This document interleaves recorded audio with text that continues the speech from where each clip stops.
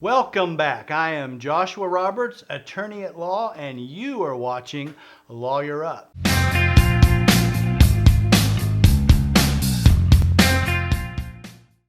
In today's episode, we continue our discussion of family law. In this video, we're going to take a look at child custody, visitation, and child support. Remember to hit that like button. Subscribe to the channel if you want to learn more. If you got something to say, comment below and share me on social media. I'd appreciate it. Now remember, I am a lawyer, but I am not your lawyer. If you need legal advice specific to your situation, you need to lawyer up with an attorney in your area. As I have said in these videos before, the laws are different in all 50 states. So when it comes to issues of child support, visitation, custody, you need to get with a lawyer in your area to discuss the particulars of your case. The information I'm providing in this video is the general law in most of the states. Now, the first issue when it comes to determining custody of a child in a divorce is the standard that the court uses to do so, and that is the best interest of the child. I'll say that again, the best interest of the child. Now, that is as vague as it sounds. It sounds like about anything goes, and about anything does go in the determination of custody. However, in most states, they will have certain factors that the judge is to look at when they are determining custody. The court looks at the child's relationship with each parent and that parent's ability to provide for the child. That's not to say that a rich parent gets a better nod, but it can work against a parent if they don't have the ability to financially provide for their children. The court looks at each parent's willingness to facilitate a relationship with the other parent. Because if you're a parent that doesn't ever want to let the kid go for visitation, that can be a detriment to maintaining a good, healthy relationship between both parents and all children. Courts will examine the physical and mental health of both parents. They look at a child or the children's adjustments to their home, to their school, and to their community. They look to see if there's any history of abuse or neglect between the parents and each other and or the children. They inquire into any types of alcohol or drug abuse amongst the parents, any domestic violence, any criminal behavior or criminal records of the parents. And last but not least, the courts will consider the parents' wishes and the children's wishes where appropriate as to custody. What a judge determines in these cases is legal custody and physical custody. Now, legal custody is determining who makes decisions regarding the children. And in most cases, both parents will get joint legal custody regarding decision making regarding their children. The next thing the judge determines is physical custody, and that is who will be in physical possession of these children. This again can be joint physical custody or sole physical custody. Now, a scenario where a court would order sole legal custody and sole physical custody is rare. You don't get that because you're the better parent. You have to demonstrate that the other parent is completely unfit or unwilling to participate in the parenting process. Generally, that requires something fairly significant, such as abandonment, incarceration can be another thing where you could have sole legal and physical custody. And if you can demonstrate a severe drug addiction, that's also a reason for a court to grant one party sole physical and legal custody. But by and large, that's rare because the statutes in most states are written such that both parents get equal time with their children. Gone in most states are terms like primary physical custody and parenting plans that have the dad getting the kids every other weekend. The evolution of divorce law has basically moved towards equality or father's rights, giving them equal or as close to equal time as the court can basically legislate in that particular relationship. Now, of course, this can be difficult to have equal parenting time if the mom and dad live say, several states away. In those types of scenarios, you'll have to decide where the children are going to basically live for educational and mailing purposes, where they're going to live to go to school, so to speak.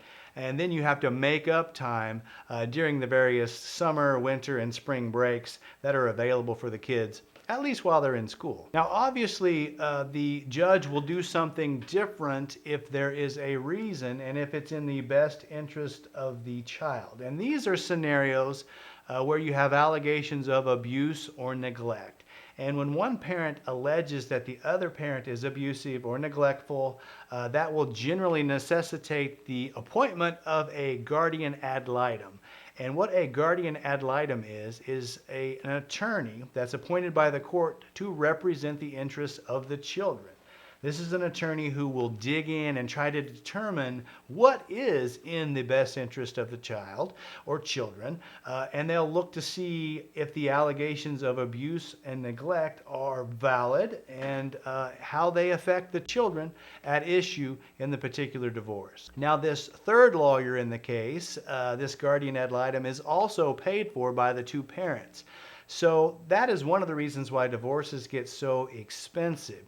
Because when you were a family, you could hire one lawyer to deal with your legal issues. But now that you're getting a divorce, and if there's any allegations of abuse or neglect, you have 3 lawyers. So every time you go to court, you're paying your lawyer, your soon-to-be ex is paying their lawyer, and then there's a third lawyer. If they're billing $300 an hour, every time you walk into the courtroom, that's $900 an hour that are being paid for from marital assets, which is another great reason to compromise and resolve these types of cases outside of the courtroom if you at all can. Now, in regard to custody determinations, there's also something called a parenting plan. And this is the document where the parents basically put in the particulars of their micromanagement of their co-parenting relationship with these children. And these documents have a bunch of general statements about how they're going to co-parent in the best interest of the children.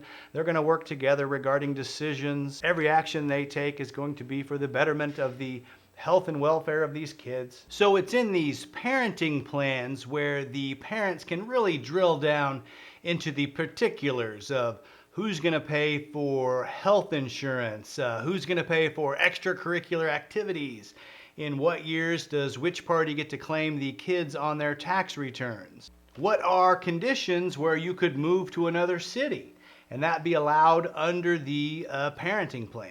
And in this document is a visitation schedule. This basically dictates the dates and times and locations of drop-offs and pickups, who's going to be providing the transportation, and it makes a determination as to which parent is actually going to have physical custody of which children or all of the children for every second of every day during the course of the year. It actually gets that specific. In these documents, you'll often see a big chart, and it's got all the holidays listed. And then half of them will be in mom's column and half of them will be in dad's column.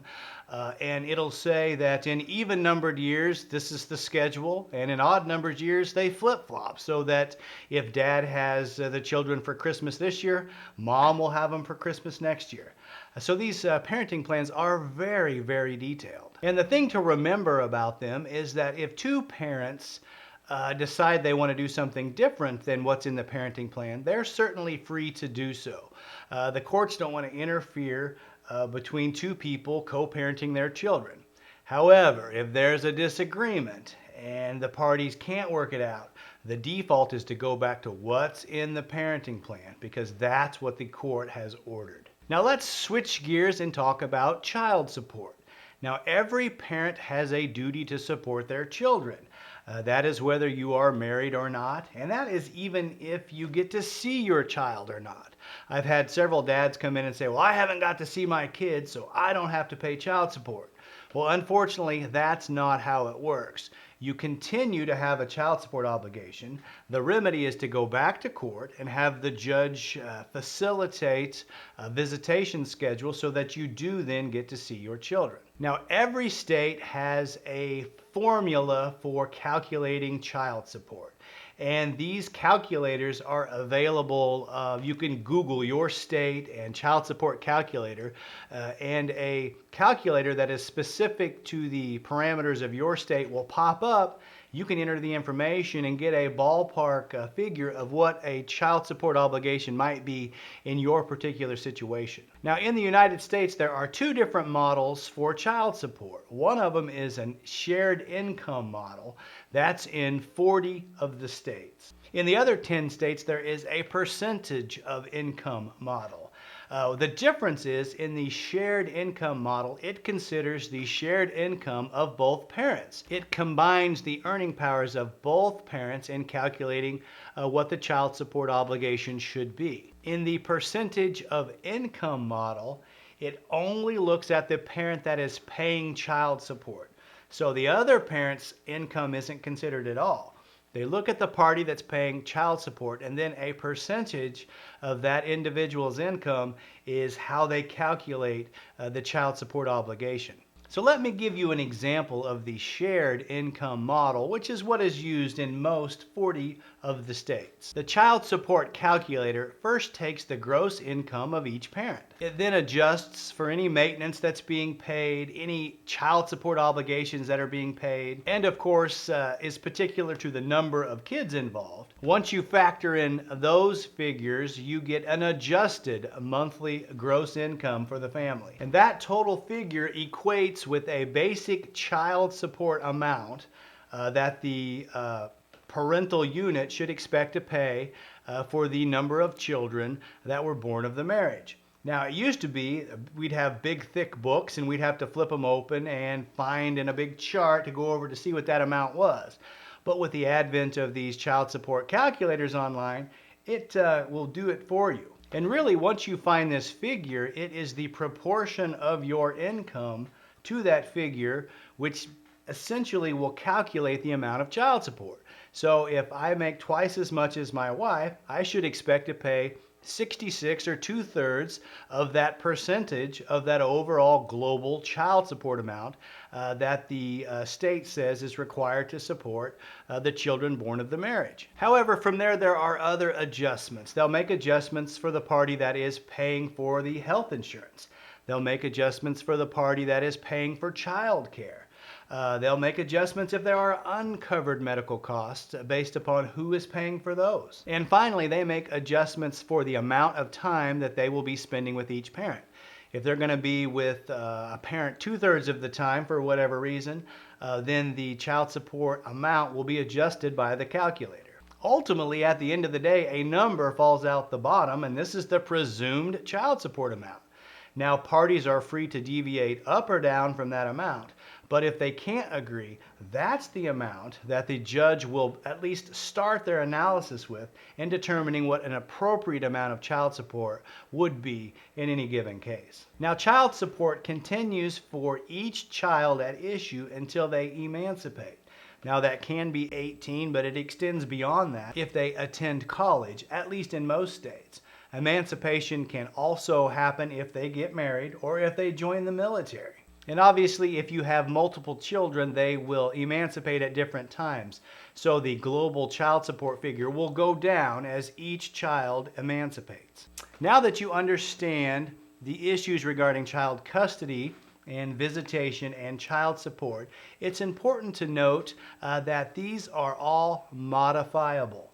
We talked about the distribution of assets and debts before, and when you get a final judgment on that, that's pretty much final.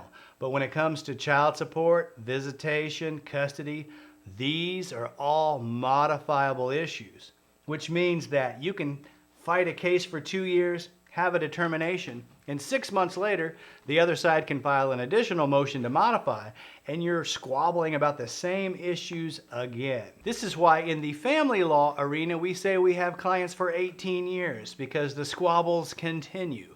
Now, in order to file a motion to modify, whether it be custody, visitation, or child support, there needs to be a substantial change of circumstances. And when it comes to child support, usually that's going to be somebody who got a big promotion or lost a job. and the financial data that went into the calculation of the support previous is no longer valid or accurate. In those instances, there is a change of circumstances. It can be substantial, and if it is, it would lead to the modification of a child support award. To have a modification in the custody or visitation arena, usually something significant has to happen.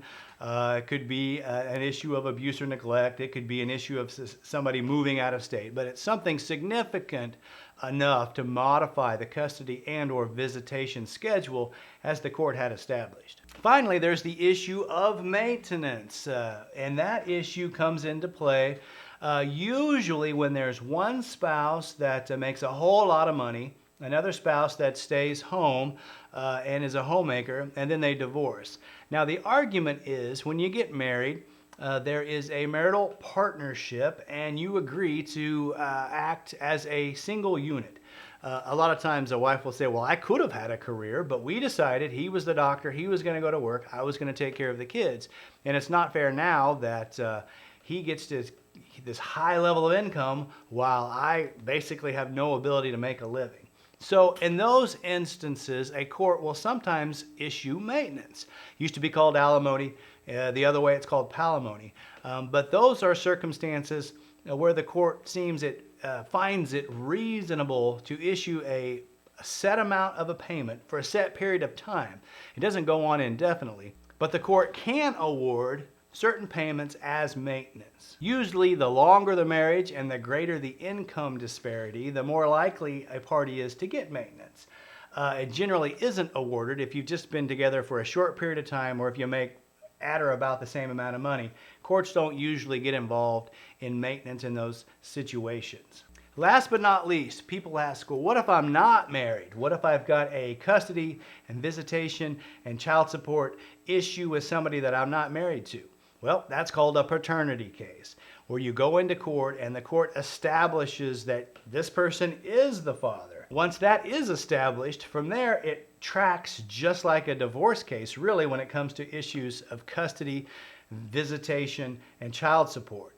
They're going to have the same analysis. What's in the best interest of the child? You're going to be parenting plans. They're going to decide visitation. And ultimately, they're going to look at the income of the parties in the shared income states, and they're going to determine child support. So a paternity case, once paternity is established, is handled the same way as a divorce. Well, that's your primer on family law, and in particular in this video we talked about child custody, visitation, and child support orders. If you learned something, hit that like button. If you want to know more, subscribe to the channel.